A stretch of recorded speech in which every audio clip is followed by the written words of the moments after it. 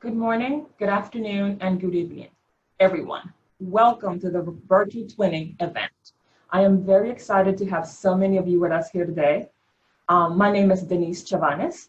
I'm the chairwoman of the Hemophilia Organization and Youth Twinning Committees. I will be moderating the session for you today.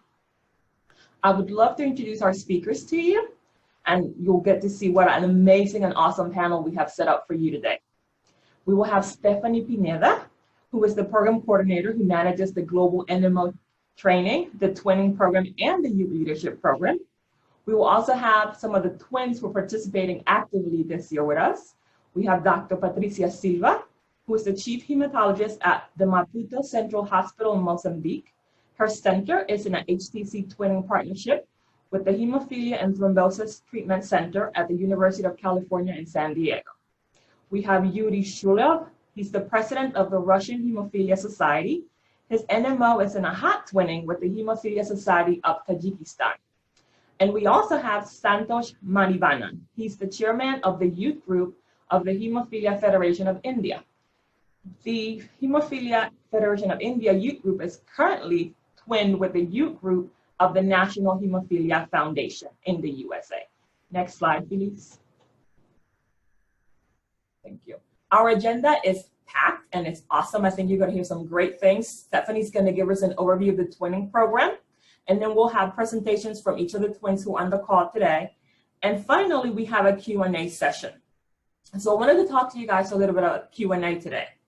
I want to encourage you that anytime during the session, you have the opportunity to go ahead and type your questions in the Q&A box and write your name and let us know where you're from, and we will answer the questions at the end of the session. Okay. Next slide, please. The webinar will be recorded. So it will be available on WFH's e-learning platform in the future, and we're working to get it voiceover translations in different languages so you can access the video and watch it later. Before we begin, I want to give a big thank you to our sponsor for twinnings. Pfizer has been sponsoring twinnings exclusively for many years, all the years that I've been working on it and before. So we really want to say thank you to Pfizer for that. And now we'll go ahead and get started with our first speaker. Our first speaker is Stephanie Pineda, and she'll provide us an overview of the twinning program. Thank you, Deniece. Greetings, everyone, and thank you very much for joining us from all parts of the globe.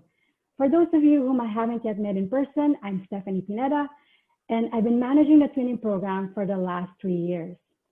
So today I'm going to give a quick overview of the twinning program with much of the information intended for those who are interested to apply. So I apologize in advance to current and past twins if it seems like I'm preaching to the choir. Next slide, please. So most of you already know that the twinning program aims to improve bleeding disorders care in emerging countries through formal and collaborative partnerships between hemophilia organizations, hemophilia treatment centers, and youth groups. For HOP and HTC twins, their partnership lasts for 4 years, but for youth groups, it's up to 2 years, but renewable to 2 more. Twins receive annual grants of up to $8,000 US, and they also receive coaching and support from the WFH. Next slide, please. Since it was created in 1994, there have been 255 twinning partnerships in 115 countries. This program has many achievements. It has resulted to improvement in diagnosis and care for people with a bleeding disorder, enriched knowledge of health and expertise of healthcare professionals, strengthen patient organizations, enhance outreach activities to diagnose new patients, and lastly, it has facilitated the exchange of resource and education. Next slide, please. This year, we have almost as many hot twins as HTC twins, and we also have 4 youth group twinning partnerships as well. Next slide, please. So what do twins do? Well, if they're participating in an HTC twinning, these are their most common activities. They train healthcare professionals and members of the comprehensive care team.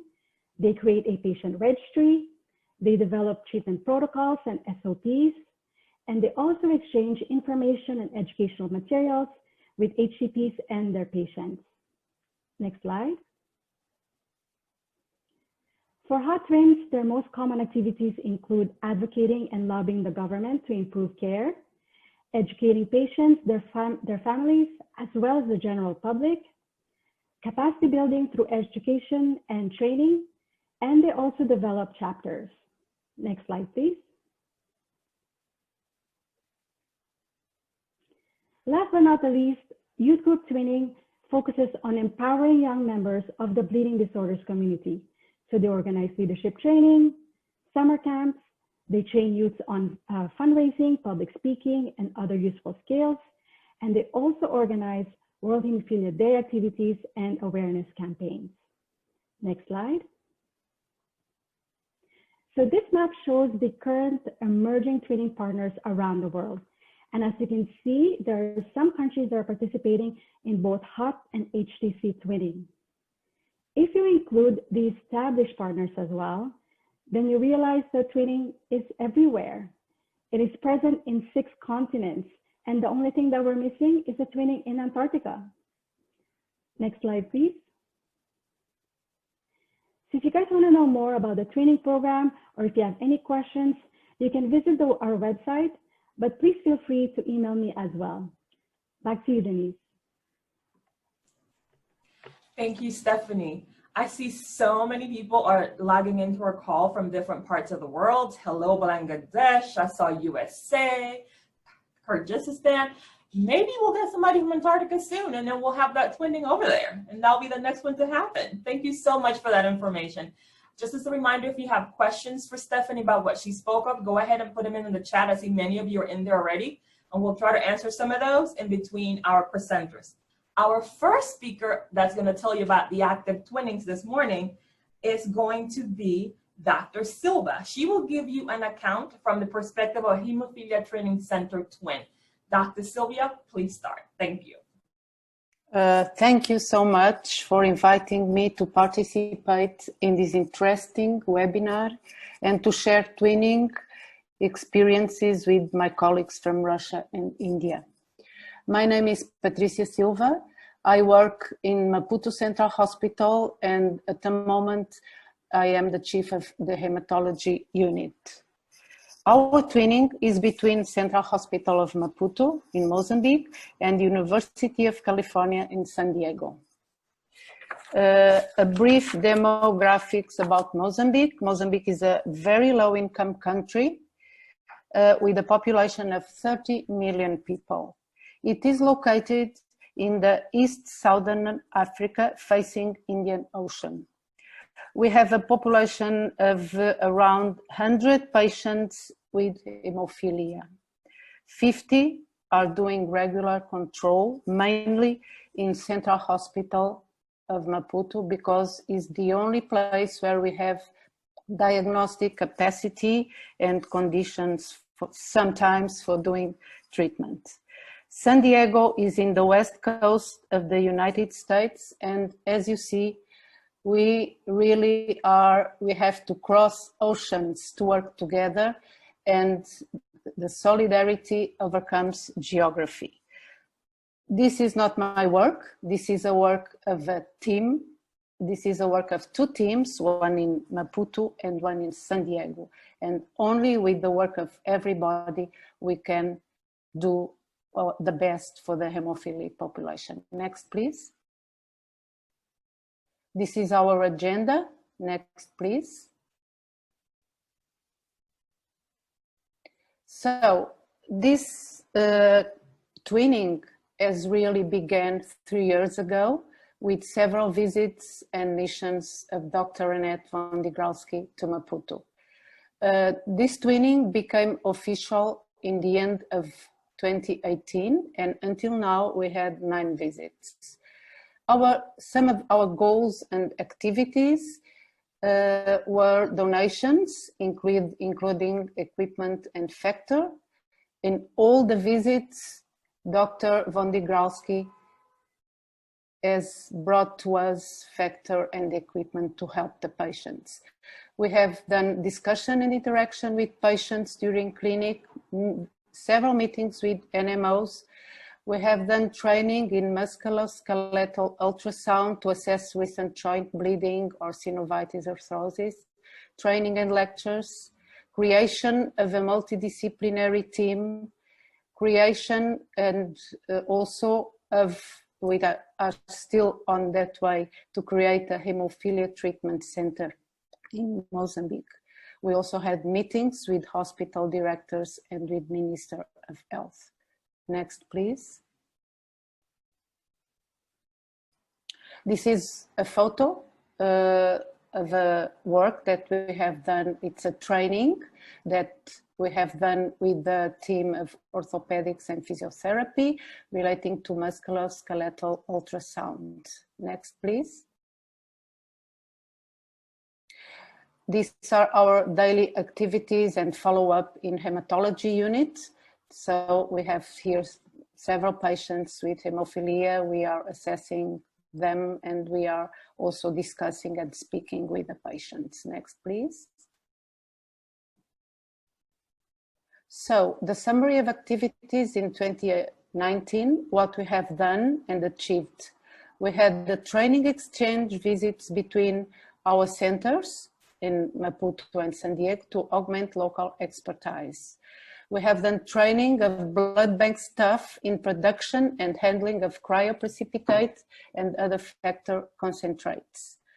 Unfortunately, we could not get other provinces for laboratory and diagnostic capacity building.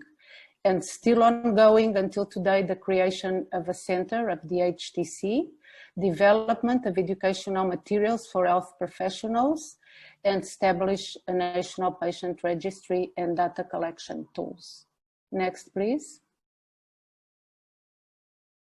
Here we have some photos of our activities in this visit in August 19, where we had a team from San Diego with hematologists, with nurses, with physiotherapists, and we have done a lot of activities, and it was really a very good exchanging and training in all areas. Next, please.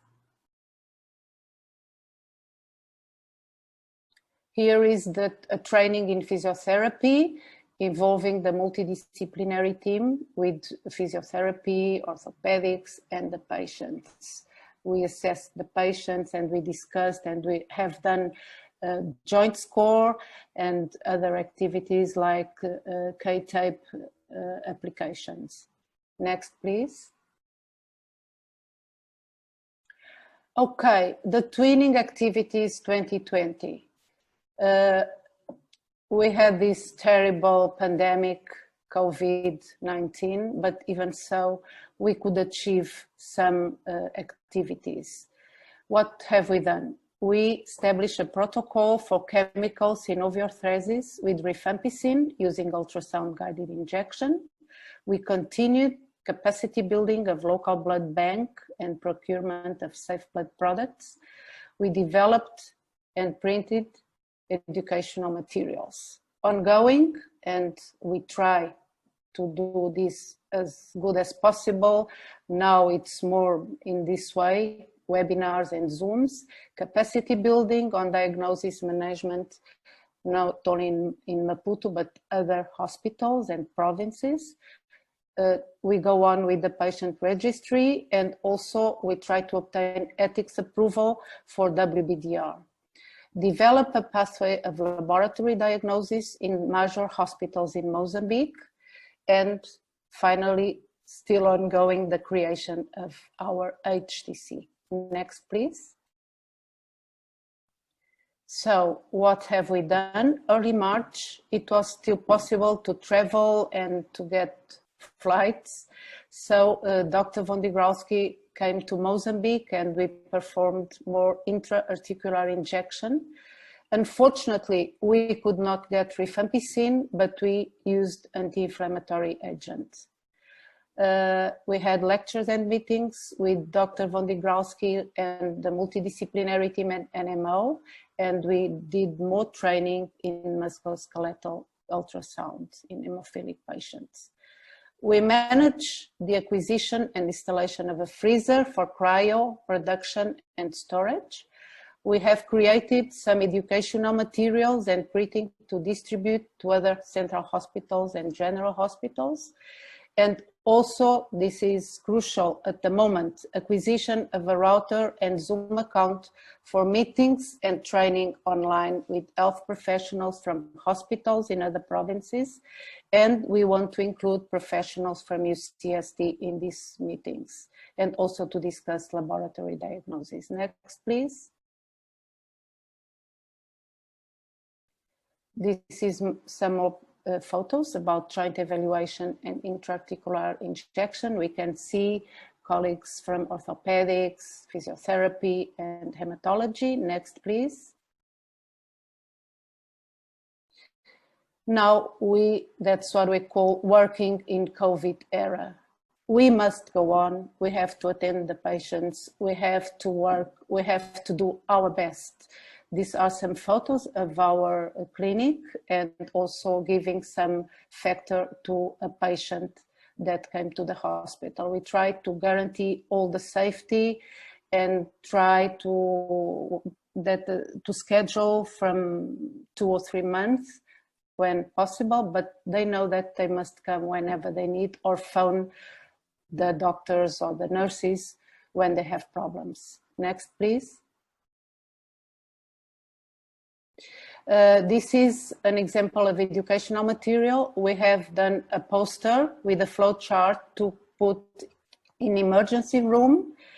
And here we show 2 new cases from Beira with terrible and big hematomas, one in the leg and one in the arm. Okay, next, please. I think that's all. It's not possible to tell everything we have done and accomplished. It is a work of 2 teams, and thank you to everybody. Muito obrigada.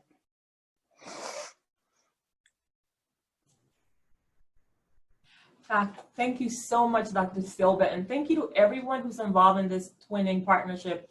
As you can see, they figured out how to keep working, and even in the time of COVID, they're doing their best to provide patient care. So we appreciate what this twinning partnership is doing and what many of you are doing throughout the world and working in these conditions to ensure that our population is cared for. I also see that some of you have started to use the Q&A box. Please continue to do so. We are actively trying to answer your questions as they come up. If you have questions for the panelists, go ahead and type them in there and we'll address those at the end of the presentation as well. Now, to give you an account from the perspective of a hemophilia organization twinning, Yuri Zhulyov will share his experience in twinning with the Hemophilia Society of Tajikistan. Yuri? Thank you. Hello, all friends. It's not depend where you're now living. It's very important. We're a big family. It's very important for us. And first of all, thank you to WFH for invitation on this workshop. And thank you for your huge impact to the twinning program and difference program of WFH. I think it's very important for all people in the world. Next slide, please. This is agenda of my presentation. I will be talking about the general situation with in Tajikistan, any challenges of COVID pandemic, our twinning activities and future plans. Next slide, please.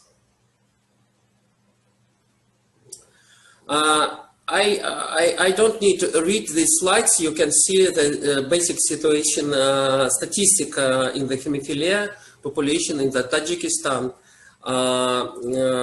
Around 9 people of population and around 500 people with hemophilia, hemophilia B, Willebrand. For me, very important last line in this slide, the date of establishment of Tajik Hemophilia Society. Before we have any contacts with different personalities, physicians, and many years, together with WFH, we try create support to creation of patient organization. Unfortunately, many years we not win, but in 2017, we received great news for us about new future member of WFH Bern, and very important thanks to Najib Azizi, the president of Tajik Hemophilia Society, and all volunteers and community, which now try and create a really new community in the Tajikistan. Next slide, please.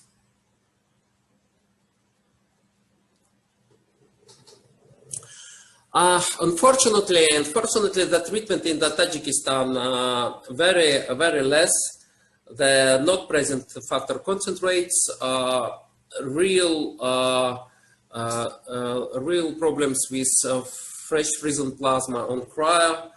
Not all people have support for plasma products. How results, of course, many disabled people and many dies. Unfortunately, it's my life too. Some of years, a few generations in the Russian, we have the similar problem, and I come back in my childrenhood. It's terrible. Next slide, please.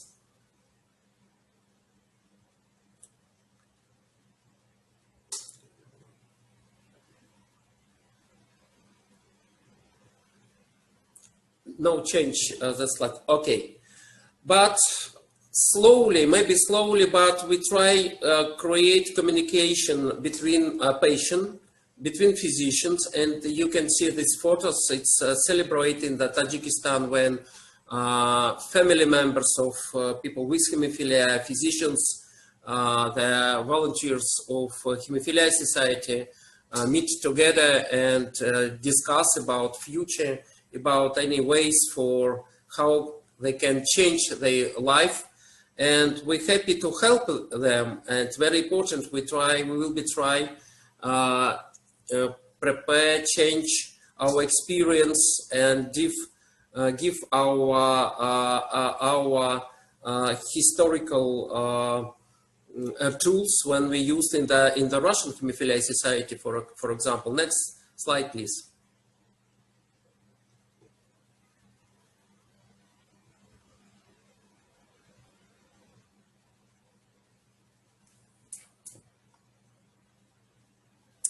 Okay, about we have visits every year. We have visits to Tajikistan, starting assessment visit 2017 and last visit being 2019. It's a different issue. The festival, we provide training for new volunteer and activists of young Tajik Hemophilia Society. We, how I talked before, we try share our experience, methodology of activities of patient organization. We provide planning, action planning for Tajik Hemophilia Society, and starting create advocacy program inside of Tajikistan. Next, very important issue: the meetings with authorities. Immediately, we start together with physicians, patient organization. We meet with authorities and starting to talk about how we can change the health system, health assessment in this country. Workshops for families, and of course for volunteers. Many questions. Our physicians provide examination of patient and give any recommendation for treatment. Of course, we understand the possibility for treatment in Tajikistan now very limited, but we have experience how try help people without very limited sources.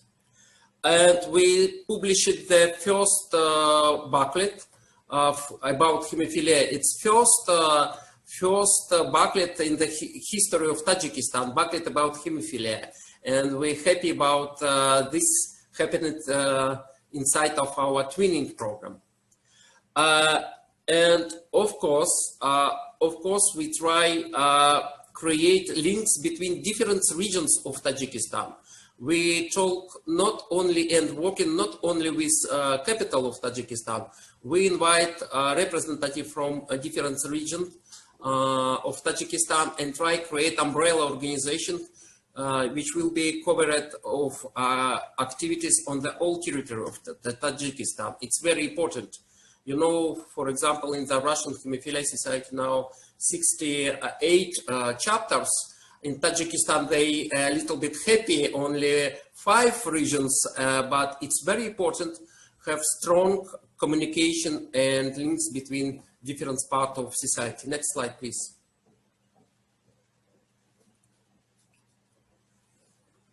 Situation with pandemic of COVID in the Tajikistan, you can see the figures, but of course I will be talking not about figures and COVID, I will be talking about barriers, challenges in our program. Of course, it's situation with different restrictive barriers, border close, inability to conduct face-to-face meeting. It's very important. It's very important in the advocacy program, for example, and we can now provide meeting with authorities in Tajikistan. Needs to change any plans and replace face-to-face meeting in the online format. And we do it, and thank you to WFH, we have possibility very quickly change our plans to twinning program. Next slide, please. Future plans. Next slide. It's interesting. It's first online conference workshop for volunteers and family patients in the one region, 25 activities. It's very important. In this meeting participate physicians. They discuss about situation with pandemic, with access to the treatment in the capital, many questions about Hemophilia Society. It's our first experience in this new format, our activities. And I think it's useful, and patients say thanks, and patients want to continue these activities. Next slide, please.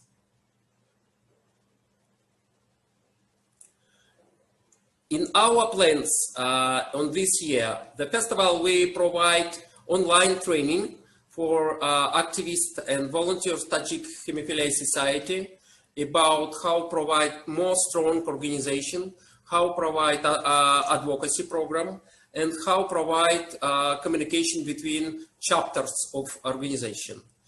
Next point, it's a very important issue for us. We will be continuing our online workshops for hemophilia patient and member families.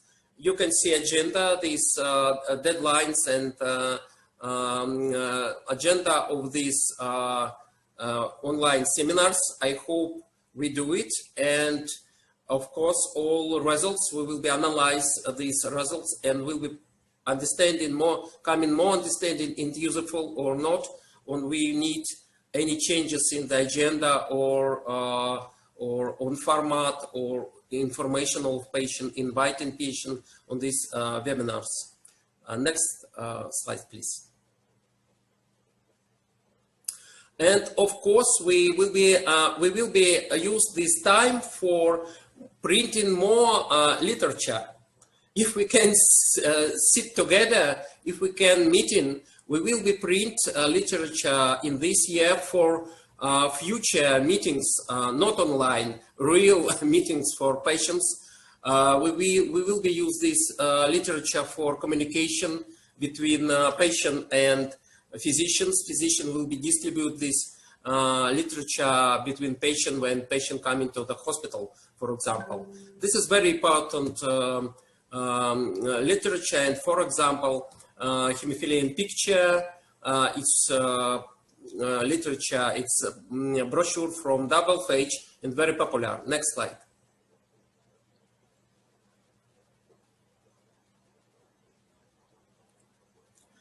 And of course, not only online training, not only webinars, it will be online and telephone communication, the festival about coordination advocacy program.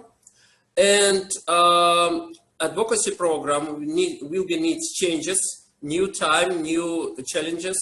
It's for us, it's very important the change advocacy program and provide control and support providing advocacy program in the Tajikistan. It's very important goal in this year. Next point. Next slide, please.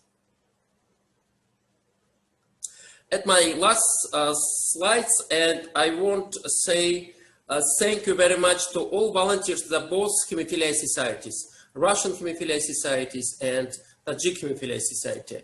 We're very good family, and we haven't any problems with communication and understanding the both group. We will provide support people for the life, for the future treatment, for the hope for the young people in the Tajikistan. Thank you for your attention. Thank you.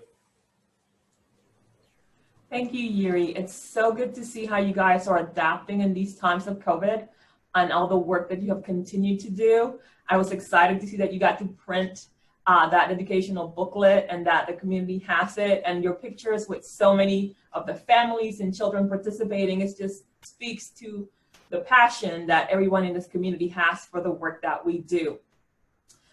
Our next speaker today is Santosh Manivannan, and he's going to speak about our newest type of twinning, youth twinning, that is happening between his society and the National Hemophilia Foundation in the USA. Santosh? Hi, everyone. First of all, thank you, Deniece, for the introduction. And I would like to thank all my colleagues and my co-panelists here. So I would like to begin. Next slide, please. So this is going to be the agenda for my talk today. Next slide, please. So a little bit of a brief introduction to the India USA or the HFI NHF Youth Group Twinning Program is that we've completed 2 successful years of the twinning, and this year being the 3rd. This program has been one of the most effective programs in creating and showcasing leadership across the country from far and wide. The program has identified and created a dedicated team of master trainers who have not only helped in creating content and strategies for the youth group programs, but also for HFI's programs as well. Next slide, please.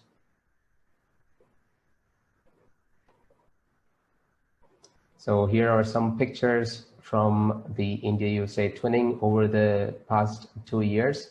As you can see, many faces all together. It makes me miss the times that we really had in-person meetings. Next slide, please.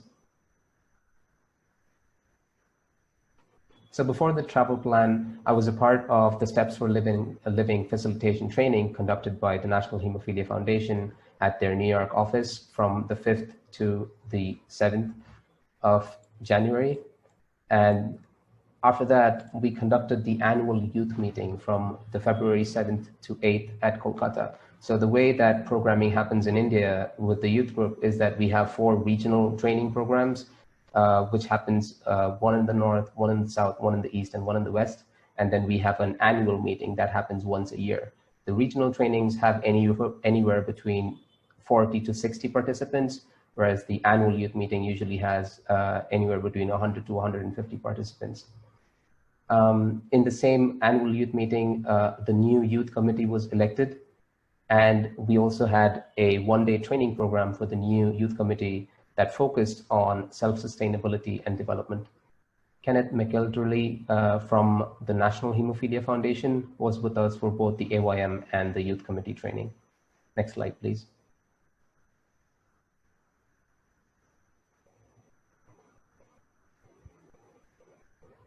So these are some of the pictures from the annual youth meeting and the youth committee training. Next slide, please. So lockdown and COVID-19. The lockdown was a very uncertain period because it was also a very difficult period because of all the uncertainty surrounding COVID and the amount of mixed information. It was especially difficult in India given the different languages and the different communication means, and many people not even having access to proper sources of information. A lot of hemophilia treatment centers were converted into COVID centers. which led to a problem of patients not having access to anti-hemophilia factor. And the travel bans did not help on this either, because with the travel bans, the patients with hemophilia had to visit a police station or a government office to get travel passes to even go to hospitals for their emergency medical care. Shipping companies were also paused, which led to even more problems, because the emergency factor supplies, which again, thanks to the World Federation of Hemophilia and their humanitarian aid program is possible by HFI, had to be paused, and chapters started depleting their stocks of emergency factor during this period. So, and HFI couldn't send more factors in time. Next slide, please. So the events conducted, with everything that was happening, we had to quickly figure out how we can help with the situation and help the youth in particular. We specifically let the management at HFI take care of the core medical aspects of COVID-19, because that information was constantly changing and we did not want to spread misinformation. The main topics that we decided to focus on were general awareness, safety measures, reduction of factor dependence, and mental and physical health. Thanks to the communication streams that we have developed over the years with the twinning program, we could reach out to so much more youth than normal, and we got them involved in these sessions as well. Next slide, please. So we had one session in each region for awareness about COVID and the safety measures that people can take. So that's 4 sessions in total. And we had one physiotherapy session and bleed management session as well in each of the regions.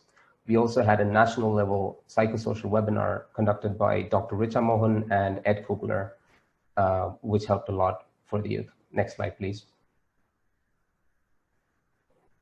Here are some of the pictures from the online webinars that we have conducted over the past couple of months. Next slide, please. We were really happy because we were uncertain of how the response is going to be for all of these sessions, but it turned out that everybody really wanted these sessions and they wanted more once we conducted these. So we're working on that right now. Next slide, please. Looking forward, we have been in constant touch with the National Hemophilia Foundation regarding the events we've conducted over time. And in our recent call, we drew out a plan for upcoming regional training programs and master training programs as well. We have decided to suspend all physical meetings and have all meetings on webinars or Zoom until further notice. We have conducted surveys in all regions with a majority of youth assessing key points or concepts that they want to learn about, so we can cater to their needs as well. And we expect to start the regional training programs in the end of October or the beginning of November 2020. Next slide, please. So I would like to thank the National Hemophilia Foundation, the World Federation of Hemophilia, and the Hemophilia Federation of India for being such great supports throughout the years, and especially through this COVID situation. Thank you. Thank you, Santosh. I love the youth twinnings. I have a soft spot for youth development, and you guys hold our aspirations for a better tomorrow. And it's great to see all the work that you're doing and how you're continuing to move forward. We're going to go ahead and go into our Q&A, and actually this question, the first one I'm going to read, ties into what we're doing today, and it's for all the panelists, so any of you can answer. And it has to do with Zoom fatigue. So we are all meeting in Zoom today, and many of you in your presentations, actually all of you, stated that you have been using Zoom and different ways to communicate. So the question is, we're already observing Zoom fatigue. How is this being addressed, and how is it going online and doing your training sustainable? So any of you, if you could talk about your experience using Zoom as you try to continue to do your twinnings. Maybe we're tired from Zoom, but I'm sure that people in Tajikistan are not tired at festival. For them, it's new possibility for communication. Next point, we haven't choices now, unfortunately. And for example, in the Russian Hemophilia Society, we provide many webinars for patients, for our regional chapters. It's very important agenda. It's very important what we will be talks about if we will be talked about real interesting question for people coming. And next problem about communication with community, how we will be share information about webinars, online meetings. We used in the social networks, and in the Russia very popular close chats in the messengers, in different messengers. For example, in our biggest close chat in the WhatsApp for parents, we have around 200 people. It's basically it's parents. And it's very easy communicated with them through chat. We give information about Zooms. About twinning program, unfortunately, I haven't other choices, and it's very important how we provide content of the workshops, training. We provide training now inside of Russia, and we provide interactive training for different sessions. It's not news for you, and it's important to use really useful, use all tools. It will be Zoom or other platforms. For example, in Russia, we used webinars for platforms. It's important content and communication with community. Thank you. Okay, in Mozambique, it is similar. There is not Zoom fatigue because in most of the cases, people cannot have access to these platforms. So we are using lots of other social networks like WhatsApp, phone calls, text with message, and also email when possible. And for the training, we are really beginning now to use the Zoom. Of course, with San Diego, I have regular Zooms for discussions and program of our activities, but let's say in most of the community, we are not using the Zooms. Thank you. This was actually one of the points that we very recently discussed amongst the youth committee here. So the solution that we came about was to spread out the sessions instead of having one stretch sessions for, let's say, 3-4 hours. Maybe we can spread it out and have 1.5 hour sessions or 1 hour sessions over the weekends and spread it out over a long period of days so that people don't really feel like they have to sit in front of a screen and they get Zoom fatigue. So that was one of the solutions we came up with. Thank you, everyone. It's great to see how you are adapting and how you're using different technologies, what's available in country to maintain the communications and also to continue to bring that hope. The twinning program is all about that, bringing hope and partnership and connecting. So having this technology available to us allows us to maintain that. So thank you for that. I have another question here, and I think this one is for Dr. Silva. The question is, what are the protocols you have following or implementing at the HTC during the pandemic? Okay, so as I told before, first of all, we try to schedule the clinic, let's say for 2 or 3 months each time. We try, whenever possible, to give some factor for any emergency at home, and the patient can come 1 or 2 days after we use the factor.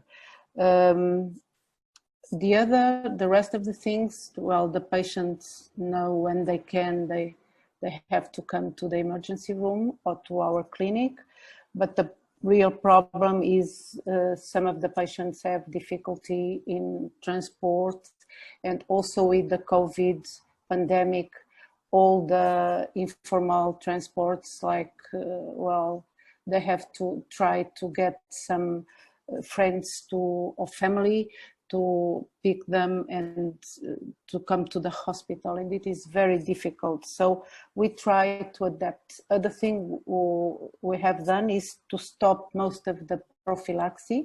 because we don't have many factors, and we have a reserve for the emergency cases.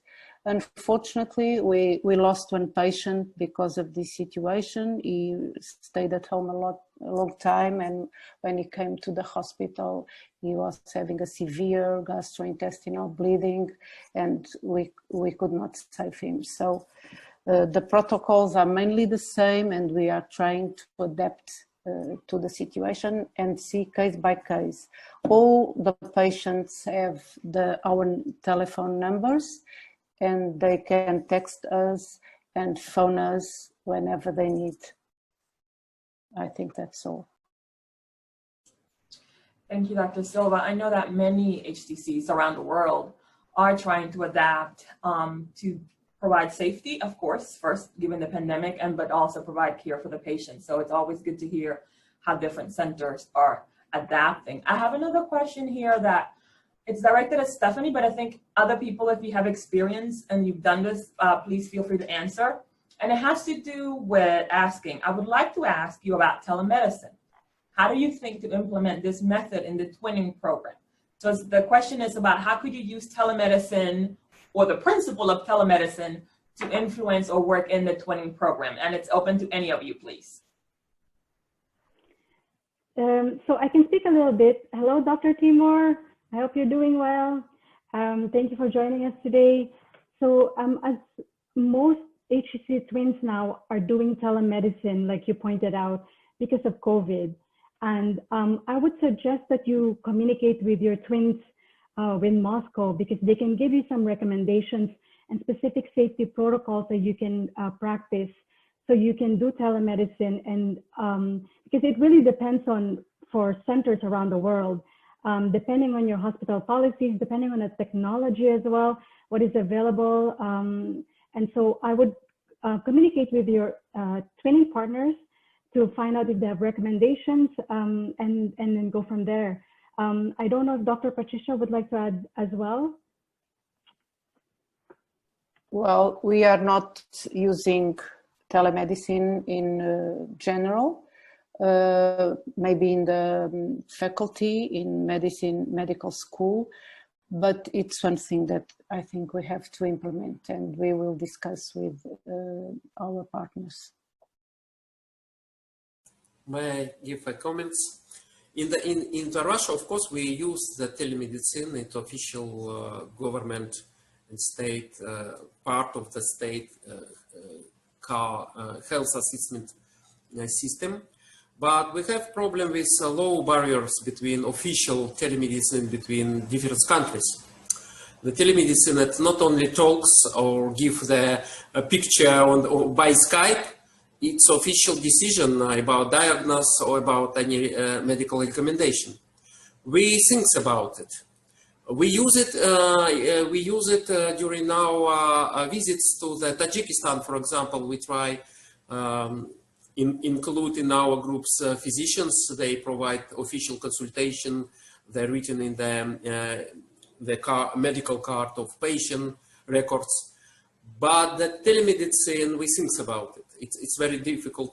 It's question not easy. It's question not easy. The problem about responsibility. Who will be responsibility for this consultation?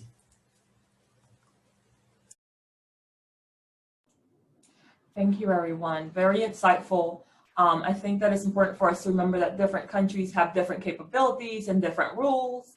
The exciting thing is that the technology is available and that we are learning how to adapt and move forward. I think I always sort of think of a silver lining. So silver lining with COVID is, while this terrible pandemic is happening, we are learning how to use new technologies. We are learning how to use different methods to communicate and keep working and providing care.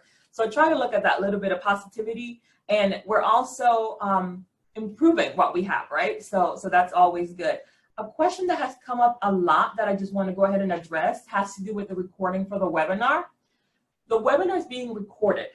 WFH is also going to work at having some voiceovers in different languages. So eventually, and they'll make an announcement, it will be on the WFH e-learning platform in different languages so that you can go ahead and access it and share it think it's going to be available for a year. I'm not sure, but they'll make that announcement, but it will be available to you later in the year. So I just wanted to go ahead and answer that question. We also have a question about the future of twinning and in the COVID pandemic scenario and applications. I want to invite Salome Mixula, who's on the call as well, and she's the Regional Director of Development for WFH, to answer that question for some of you because it has come up a couple of times. Salome? Yes, thank you so much, Deniece. Good evening, good afternoon, and good morning, depending on which part of the world you are. And thank you again for joining this webinar. I'm so happy to see so many names and faces, well, not faces, but the names of friends and colleagues from around the world. This is an important question, and we did respond briefly, but there is a lot of feedback as well coming from many of you. We are thinking and closely monitoring the situation, of course, and thinking of possible scenarios of how to address the issue of accepting future applications for twinning, both HOT and HTC.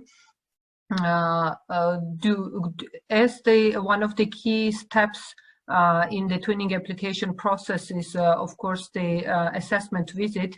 At the moment, we don't anticipate to receive applications by the October 1st, that is the usual annual deadline. We are looking into possibility of replacing this the in-person assessment visits by virtual, but at the moment we were not ready to make this decision. I think considering as well that it is so uncertain when actually the travel and other restrictions will be lifted and when the pandemic situation will be resolved even next year. You know that in order to support the current ongoing twinning partnerships, we also have informed each active twinning twins that they would be able to apply for an extension next year, the ones that were due to close this year. So this is one of the measures that we have taken so far. So we do expect to have a still higher number of twinnings next year from the ones that have requested extensions. So all this to say that we are looking at different options, monitoring the situation. It is changing every day, and we may be looking at scenarios of having an early application deadline next year if situation gets much better. But we will communicate to you within in your future what will be the decision, final call. For now, we are not ready to accept the applications at the 1st October. Yeah. Hope that answers the question. Thank you, Salome. I think that's a good answer for everyone to understand where we're working. My youth group is in an active twinning with the Dominican Republic right now, and we have had to delay and adapt, kind of like Santosh has adapted, and Patricia and Yuri, and we are grateful that the WFH has thought about giving us that extension to continue the work. We have some very passionate people around the world. Some of you are on this call, dedicated to the work that we do. So that extension is really helpful. And knowing that the WFH is putting our safety and the safety of our family members and everybody around the world first, it's always a good thing. So thank you for that. We've had a few technical questions about the criteria and the formalities for the applications for the HTC twinning versus the HOT twinning or the U twinning. I want to encourage you to email Stephanie or Salome, Zoe who's on the call. You can email me as well directly, and we can give you that information because it's really long. And you're going to have to read through the protocol and the book completely, but it is available out there. So just follow up with us. There's some questions that we will answer directly via email. So before we sign off today, I really want to say thank you to all of you who were panelists this morning. I want to say thank you to Stephanie, to Santosh, Patricia, Yuri, even Salome for taking the time to talk about twinning, the work that you do, sharing that passion with all of us. There's someone in the background. Her name is Zoe. Zoe's amazing. She's the one who's making all this happen. It's all very smooth. Technology worked out well. So big thank you to Zoe for the logistics and putting all this together. And to all of you who have joined us from far, from near, thank you for joining us today. Thank you for your questions. Thank you to those of you who have been twins before, who are actively twinning, for the work that you're doing. We hope that you will be able to join the WFH in other events this year. I know there's actually some more events after this call, so we want to make sure that you can connect to those. And we look forward to getting together again, virtually or live. Please be safe, everyone, and goodbye. Have a great day. Thank you. Bye-bye. Thank you. Bye. Thank you. Bye. Thank you. До свидания. До свидания.